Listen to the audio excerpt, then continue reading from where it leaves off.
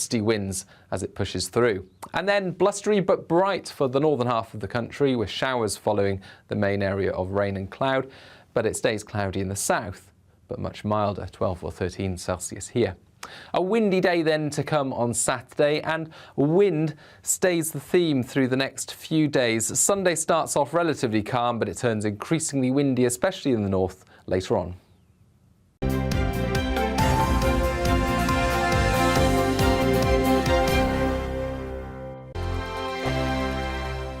Hello there, I'm Eamon. And I'm Isabel. And you're watching the GB News digital stream across the United Kingdom. And around the world. If you're here in the UK, you can also watch us on your TV screen. GB News is Freeview channel 236. On Sky, we're channel 515. 626 on Virgin Media. Just remember, you might need to retune your TV to watch the channel. Yeah, and if you are doing that, find out more about retuning by going to gbnews.uk.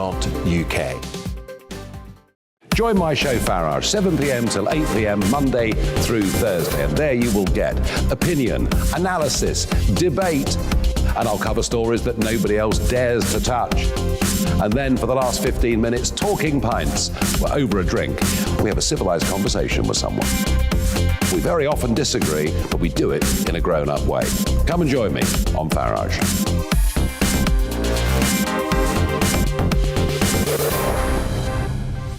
I'm Dan Wootton. Join me Monday to Thursday from 9 to 11 for the feistiest and most fun news debate on TV, where free speech reigns. I'll bring you a sharp take on the day's biggest stories, bombshell newsmaker interviews, and A-list guests. And I guarantee you, no spin, no bias, no censorship, and no reason to go to bed. That's Dan Wootton tonight, Monday to Thursdays from 9 on GB News. Hello there, I'm Eamon Holmes. And I'm Isabel Webster. And we hope you can join us for Breakfast with Eamon and Isabel. You make me laugh out loud, belly laugh. Is that important first thing in the morning? Yeah, absolutely. And there's me trying to be deadly serious. News is a serious business. Yeah, I have to rein you in sometimes. Well, it doesn't stop us laughing at it. It doesn't stop us having an opinion on what's going on. Yeah. And it certainly will not stop us reflecting what you think. Weekdays from 6 to 9:30 on GB News.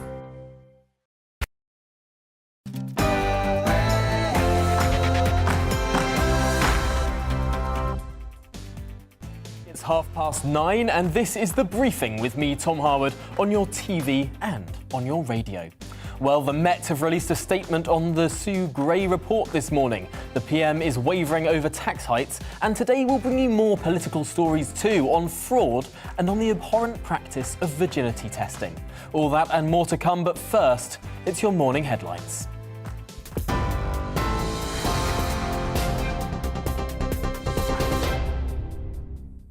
Good morning, it's 9:30. I'm Rhiannon Jones in the GB newsroom.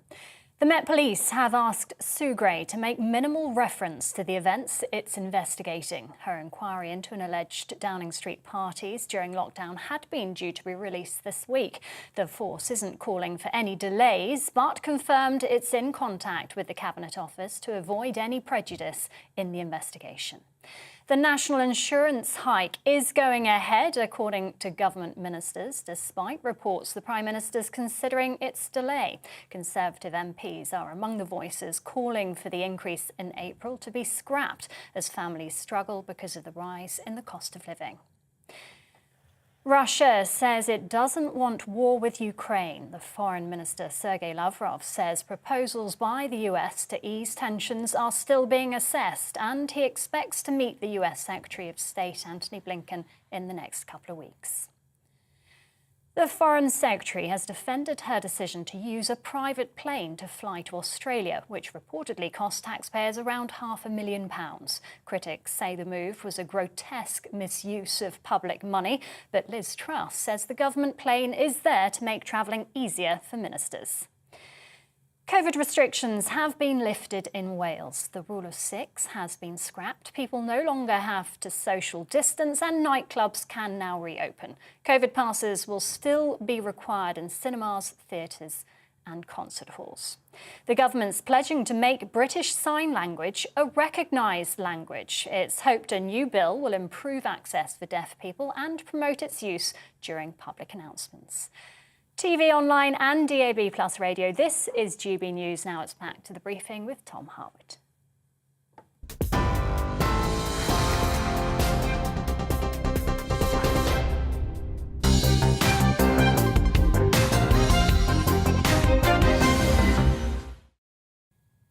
Good morning, it's 9:33 this Friday morning and this is the briefing with me, Tom Harwood, on your TV and on your radio. We've got so much to cover today, from polls to Partygate. There's nothing we won't discuss or debate as we get to the heart of politics right here on GB News. But before we kick off, I want to bring you this story published by The Times. It read, Boris Johnson celebrated his 56th birthday with a small gathering in the Cabinet Room. Rishi Sunak and a group of aides sang him happy birthday before they tucked into a Union Jack cake. The celebrations provided a brief respite after another gruelling week. Well, why am I bringing this up?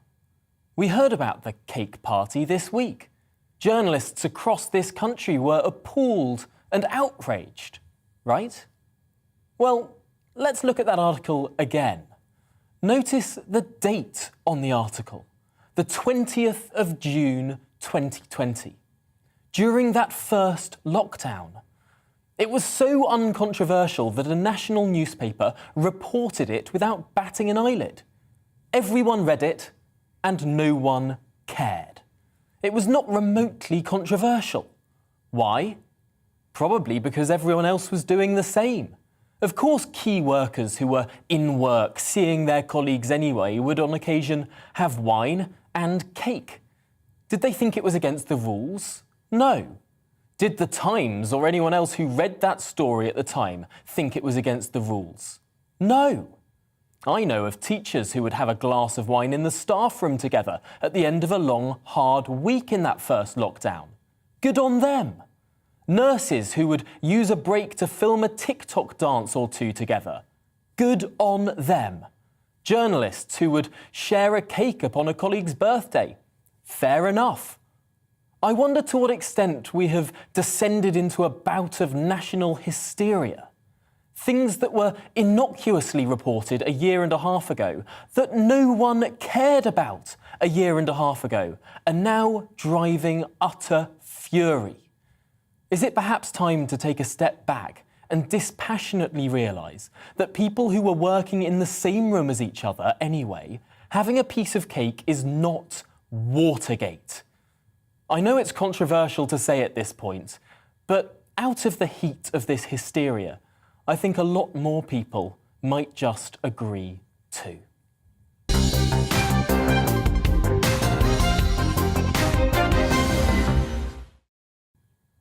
Well, my thoughts aside, this morning the Met Police have, of course, released a statement saying that the Sue Gray report must not go into detail on the events they're investigating.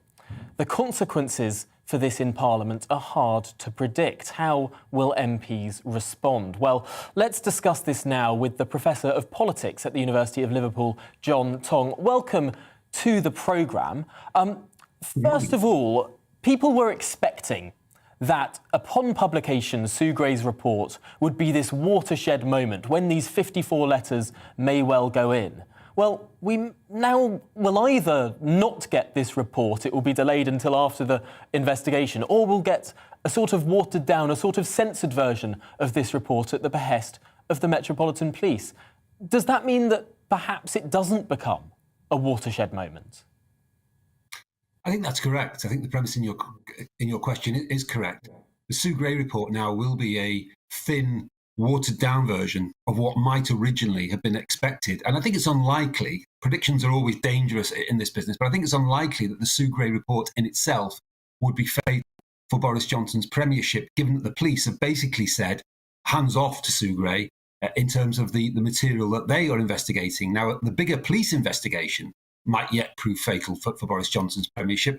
But Sue Gray now is very, very restricted in what she can actually report.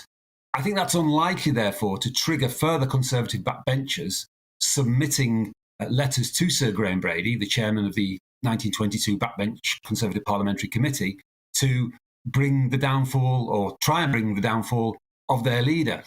I think the line that will be now, these matters are for the police. This is the line from 10 Downing Street. These matters are now for the police, essentially. Let that investigation take its course. Sue Gray's report won't amount to much more than a preliminary outline of where the land lies in terms of those parties. And I suppose the hope of Number 10 now is that the conversation moves on with this time that's been bought with this police investigation, which potentially could take weeks, if not months, that we start talking about other things. We start talking about tax and spend, foreign policy even, pandemic policy, cost of living. How likely do you think it is that the conversation will move on? Or will, for example, opposition parties be able to keep the spotlight on this party issue? I think the party issue will fade pending the police investigation. And as restrictions are fully lifted right across the UK, as the days get longer, as those restrictions, which many people disliked, it should also be said, as those disappear into the rearview mirror, people may take a more optimistic view of this government. The line that will come, and has been coming from Boris Johnson, is, look, on the big cause, I called it right, on the vaccine programme, and on the fact that, you know, people could enjoy their Christmas in England last time, there was no need to lock down, I have been vindicated. And there is a section, it should be said, of on the Conservative right, who their big problem with Boris Johnson is that he ever imposed some of those lockdown rules in the first place. They're angry with him for the rules ever having existed. So I think that's the hope. The danger, of course, is that as normal politics resumes, there's an awful lot of headaches coming Boris Johnson's way. You mentioned the cost of living crisis, the rises in national insurance, the imminent, very, very big rises in fuel prices. So normal politics isn't necessarily good news for Boris Johnson, but I think obviously some of the immediate pressure may be taken off him. I think also you've got to remember that Boris Johnson was not made Conservative leader or Prime Minister on the basis of trustworthy or competence. He was in negative ratings at the last general election, which he, of course, won with a handsome majority. People liked Boris Johnson, or some people liked Boris Johnson, for different reasons, other reasons, his boosterism. And so if he can regenerate that sense of boosterism, then he has a chance. I certainly don't think it's necessarily terminal for him or the Conservative Party. People talk about Labour's 10% or 10-point polling lead at the moment. That's nothing. Some of us are old enough to remember when Margaret Thatcher trailed by 30 points and still went on to win general elections after those midterm deficits. So it's not over for Boris Johnson. Obviously, if the police investigation leads to prosecutions or fines, that's where it could be terminal. That's so interesting because, of course, we're expecting potentially next week the Levelling Up white paper. We're seeing reports that potentially the Prime Minister may ditch that national insurance hike. That would win back a number of backbenchers and maybe make people think twice about this administration, the people that had gone off him. It's going to be so fascinating to see how this all develops. I'm afraid we've run out of time in this conversation, but John Tong, Professor of Politics at the University of Liverpool, thank you so much for your time this morning on The Briefing. We really appreciate it. Well, now for an interesting story that you might not have heard of. The MP Richard Holden has successfully managed to campaign for the banning of both virginity testing and hymen repair surgery in the UK. The heinous practice attempts to use a thin piece of material to recreate parts of a woman's body and has been described as a form of both psychological and physical abuse. Well, the practice is now criminalised in the UK thanks to this campaign. And I'm delighted to say that Richard Holden, the MP for North West Durham, joins us now. Firstly, congratulations on this campaign. It's been a long time coming. You must be very pleased. I am. In parliamentary terms, though, it's been quite quick. I started campaigning on this about 14, 15 months ago.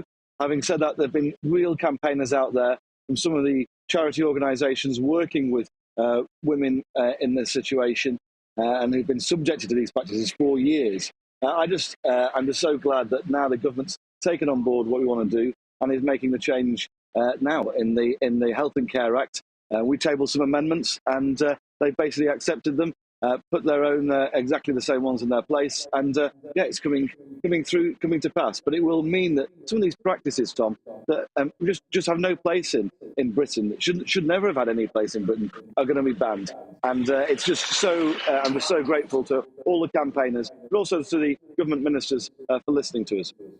And these practices were carried out by certain communities within the UK. This is a bit of a sensitive topic to talk about because particularly some minority communities this affects more than others. What steps were taken in order to reach out to and try and bring people together with regard to pushing forward this ban? Because it does have the potential, I suppose, in the eyes of some, to be divisive. Well, Tom, I don't sign up to any of this cultural relativism stuff. I think if you're British, then you deserve to be treated the same, whatever your background. And the truth is that the campaigners behind this were actually women from generally minority communities who didn't want to see this practice continue in modern Britain. It's aligned to the big campaign that you've seen against female genital mutilation. We've also got another of my colleagues, Pauline Latham, is currently working to raise the age at which people can get married to 18 to prevent child marriage in the UK as well. So these are all things that, I think that as modern Britain, whatever your background, wherever you're from, if you're a British citizen, you deserve the same rights and support. And that's exactly what we're trying to deliver with the ban on virginity testing and hymenoplasty as we're bringing it forwards at the moment. I don't think that we can... some people think that the campaign for women's rights is over. It isn't, because some of these issues we've tried to put them in the too difficult, too hot to handle box for too long. I don't think that's fair. I think if you're British, then there are certain rights that you should have, and one of them is not to be abused in this way. And with regard to this being put in the Health and Social Care Bill, that's a significant victory. What does that mean for the timescale? When will this actually be coming about in terms of being in force in UK law? So I introduced a private members bill last year. That is basically a signal of intent. It had no chance of getting through on its own because of the timings of it. But so instead, I introduced some amendments to the Health and Care Bill this year to ensure that it would go through on government time with the government bill. And that'll be coming into force then within the next few months. We're just waiting for its final progression through the House of Lords. There'll be a couple of amendments, has to go back to the Commons, but we're talking in the next few months now. And the fact that the government's agreed to this and it's now in primary legislation means we'll be seeing this coming into force within the next few months, which is fantastic news because it's been taken so long for these campaigners working on it. And I just want to see it happening as quickly as possible. But this is the quickest we could have possibly done. And genuinely, I spoke to one of the House of Commons clerks a few weeks ago, and he said this campaign, the speed of change that we've been able to get because of the way we've done the campaign in Parliament, he said he's going to use it as a model for other campaigns. So I'm just really pleased that we're seeing this change happening really quite quickly. And also with with people like the Royal College of Obstetricians and Gynecologists on board, the Royal College of Midwives, Karma Nirvana, who's one of the charities, IKWRO and other charities, MuseCo and other charities. It's basically the charity sector plus medical professionals coming together to say that these practices have no place in modern Britain. Well, congratulations to you there, Richard Holden. It's a stonking success to be to have delivered at such speed through Parliament. Now, I can't have you on the show here as a archetypal Red Wall MP, someone who won a seat off the Labour Party in a sensational victory in 2019, without talking about wider politics as well. The Prime Minister is in a precarious situation. The Sue Gray report may not be coming in full next week. Are you considering putting a letter in to the chairman of the 1922 committee? Not at the moment, Tom. No, I even sit on the 1922 executive, actually. But no, not at the moment. I want to see that Sue Gray report. I want to see as much detail as practically possible. But I think what you said in your introduction was actually quite important. Is that we need to see each of these individual events in context. A few staff gathering around, who are all working together for one event is something quite different to some of the other allegations we've heard. And that's why the Sue Gray report is actually quite important, because we need to see what went on, who was involved, because there are lots of different things all being mushed together. And I think we need to delineate that and find out exactly what happened, which is why the report's so important. And just finally, we're seeing reports that the Prime Minister may well be thinking about reversing his decision to raise national insurance. Would you welcome that, a temporary or indeed a permanent stop to that tax being raised? Well, can I put it this way, Tom? We've got a massive backlog at the moment in the NHS, and I also want us to deal with the social care. So we do need to pay for that. The mechanism has been put through at the moment. Obviously, I don't want to see taxes rise any more than they absolutely have to, but I also want to see a balanced budget. So if whatever the government decides, I want to ensure that this is balanced in the long term, and that what we're not doing is just delaying tax rises with that debt interest, etc., down the line. So I'll be very interested to see if there are any proposals that come forwards. Well, Richard Holden, Member of Parliament for North West Durham, thank you very much for joining us on the briefing for that, for those answers to those questions, as well as your successful campaign. Thanks for joining us.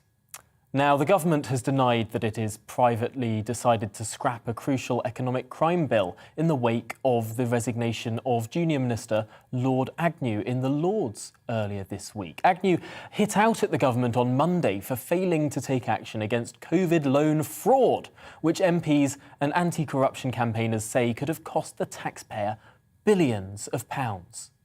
So what's the real truth here? Well, to look at both the danger of not tackling these fraudulent loans and the impact of loose restrictions on economic crime is the Executive Director of the Spotlight on Corruption organisation, Susan Hawley.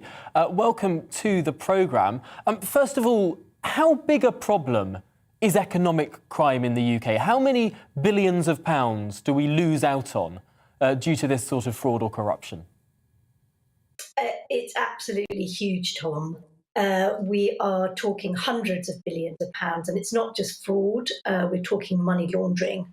So just to give you some kind of idea, we're looking at 290 billion at a conservative estimate of what economic crime costs the UK every year. That's 14.5% of our GDP. And fraud is 190 billion. Of that.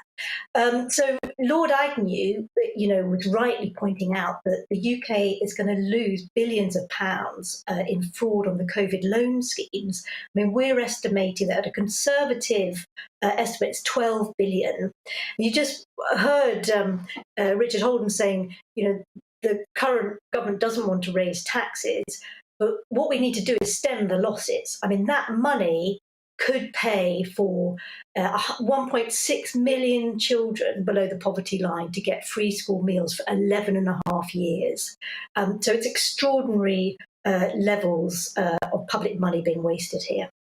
It's incredible. I suppose the worry on the side of the government is that the cost of going through all of this, of crossing every T and dotting every I, might be considerable. Do you have any estimation in terms of how enforcement can be done in an efficient way so that it's not wasteful in and of itself? Well, I think there are two things here, Tom. There's prevention and there's enforcement. And what the economic crime bill would have done, crucially, and if we've been warning about this, right at the beginning of the COVID loan scheme being rolled out, is if you'd had preventative measures like proper powers by our corporate register companies house to check who are these companies who are being set up. The corporate register doesn't have the power to actually verify who these people are or change it if they find out that it's wrong. So we've seen companies being set up just from fraudsters, from overseas crime gangs, just to access these loans and rip off the British public. And you and me and the British people are going to be paying this back for years to come. Lord Agnew this week, in his sensational resignation at the dispatch box, felt that this was sort of hopeless, that there wasn't more that can be done. Where's the hope? What could be coming down the line in the next maybe even months in this financial year? What can be done to try and stem this, to try and turn this round? I mean, crucially, if the government changes its mind and decides that this is actually going to be in the next Queen's speech. This economic crime bill is absolutely, I can't stress how crucial it is and how long we've been promised some of the measures in here. So that if the government realised that, actually this is important, and for some reason it seems that, they've decided this isn't a vote winner. But, every 40 seconds, an older person in this country is a victim of a fraud.